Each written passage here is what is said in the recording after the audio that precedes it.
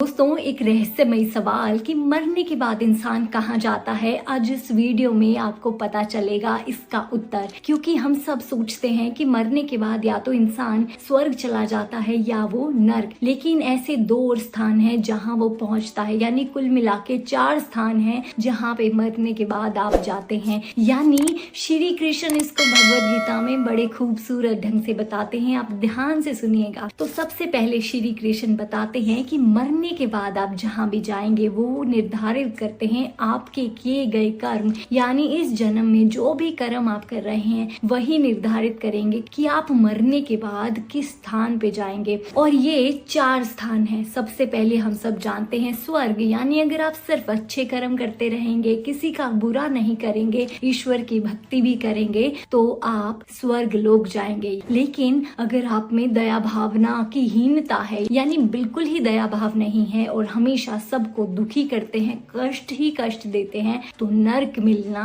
तय है। लेकिन अब बात करते हैं उन 2 स्थानों की जिनके बारे में हम सबको नहीं पता है। अब ये तीसरा स्थान क्या है? ये धरती लोक, यानी आप पुनर्जन्म लेंगे। और पुनर्जन्म तब होता है जब आपके कर्म अधूरे रह जाते हैं। यानी आप मान लीजिए ईश्वर की भक्ति ही करते हैं, मन लगा कर करते हैं, लेकिन किसी कारण से इस भक्ति में कोई रोक लग जाती है, किसी कारण से आपके कर्म अधूरे रह जाते हैं और मौत आ जाती है, तो आपका पुनर्जन्म होता है और आप उस घर में पैदा होते हैं जहाँ पे आप इस भक्ति को फिर से कंटिन्यू कर सकते हैं और आप इसको पूर्ण रूप से करके ईश्वर को पा सकते हैं। अब लास्ट में बचता है चौथा स्थान। ये स्थान है मोक्ष का। और मोक्ष उन लोगों को नहीं मिलता जो ईश्वर की भक्ति करते हैं। मोक्ष तो उनको मिलता है जो पूर्ण रूप से अपनी इंद्रियों को वश में कर लेते हैं, जो समझ लेते हैं कि जीवन इससे कहीं परे है, जो अपने मन को शांत कर लेते हैं और तब आप उसमें लीन हो जाते हैं, उसे ही मोक्ष कहते हैं। तो इस तरह से दोस्तों आप समझ पाए होंगे कि मरने के बाद आखिर होता क्या है। अगर ये वीडियो आपको पसंद आया हो तो आप इसे लाइक और शेयर कर दीजिए और हरे कृष्णा फीडबैक में जरूर लिखिएगा। मंगलानि भवन्तु।